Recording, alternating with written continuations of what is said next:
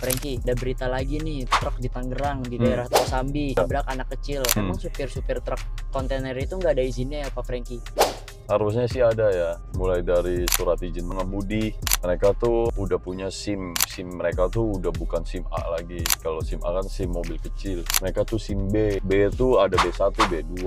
Mereka yang rodanya tuh udah lebih dari 4, itu SIM-nya tuh bisa-bisa SIM B2 gitu loh. Apalagi itu truk tanah kan, berbahaya, bisa menyebabkan orang lain tuh meninggal karena muatannya yang berat. Karena truk besar itu ya nggak gampang ngerem. Kalau angkutannya lagi banyak, dia begitu ngerem butuh jarak lebih panjang untuk pengereman.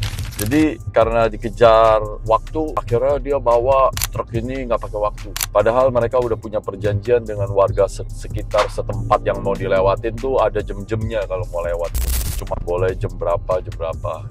Tapi karena mungkin si supir ini merasa dikejar waktu, atau juga kejar-kejaran uang, atau bisa juga supir ini waktu di lokasi kuali atau di lokasi pengerokan tanahnya tuh macet, sehingga dia terlambat keluarnya. Jadi sampai sono nggak tepat waktu atau melanggar waktu, bisa juga kan. Pokoknya intinya gini sih, usahakan tertib, jangan melanggar, jangan egois. Akibatnya nanti jadi ribut sama yang lain. Karena kita ini kan harus menciptakan kerukunan. Memang betul cari uang, memang betul perut lapar. Tapi ingat, selain perut kita tuh juga ada perut orang lain.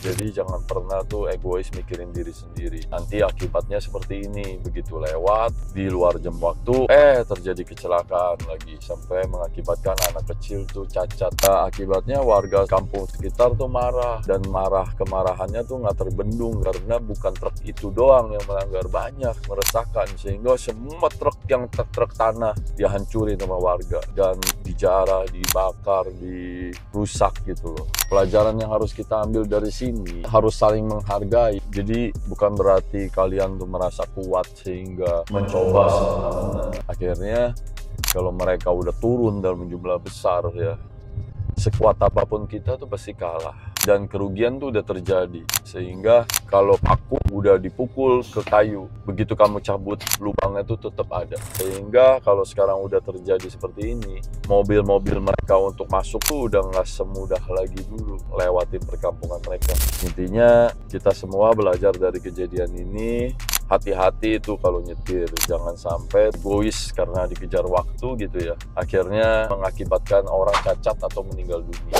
Karena penyesalan tuh nggak akan bisa membalikkan waktu dan membalikkan kejadian. Oleh sebab itu di jalan itu harus hati-hati, jangan sampai menimbulkan korban buat yang lain. Dan nyetir itu harus sabar, harus santai, nggak boleh egois, istirahat yang cukup, dan tertib gitu, nggak melanggar.